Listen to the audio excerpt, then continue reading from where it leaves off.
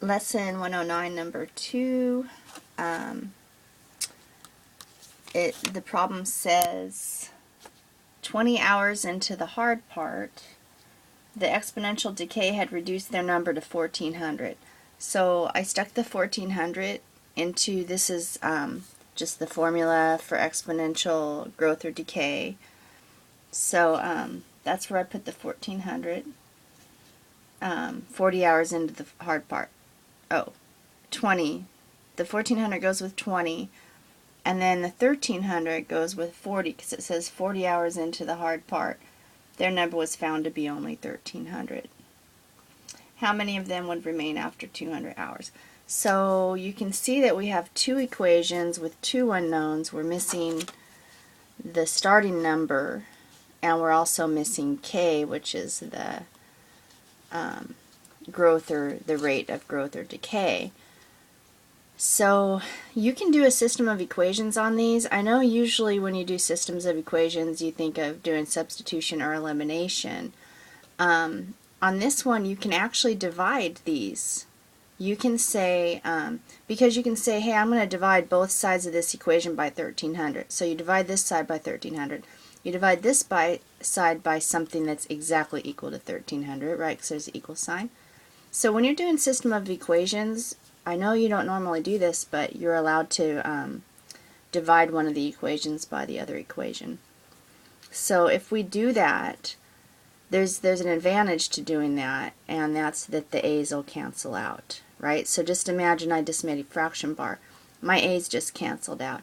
And then I can use laws of exponents on the exponents. If you think of this as 20k and that's 40k, you can go 20k minus 40k because of that law of exponents, so that's negative 20k. So that's what happens. Now, how did that help? Well, now I can solve for k. I can ln both sides. So this looks kind of messy, but you can see that I ln'd the left-hand side and got that. Ln'd the right-hand side, and the ln went away, and I got negative 20 over k. Then I'm going to divide both, then what am I going to do? I'm going to divide both sides by negative 20. Okay, and then you put this big old thing in your calculator, because that cancels out. So if you put that in your calculator, you'll get this number. Okay, I rounded it a little bit, but I kind of left to the whole number because I had a feeling I try to save it in the memory of my calculator, but sometimes I lose it, so I wrote it down. So there's that. So now I have k, so does that help?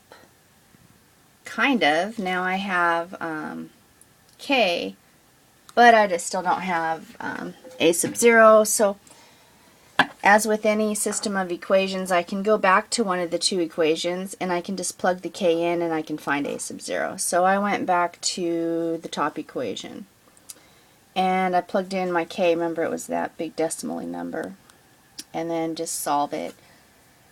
So if you divide both sides by e to the 20 times k, that's what I did, then that cancels out, and you have a sub 0 equals 1400 divided by that number. Then if you can type that into your calculator, you'll end up with what a sub 0 is, which is that I rounded it. Finally, now you have a sub 0, you have k, so you can put them in the original formula. You can stick your a sub 0 there, stick your k there, and then you can finally tell them how much there will be after 200 hours because you can put that in for the time right here.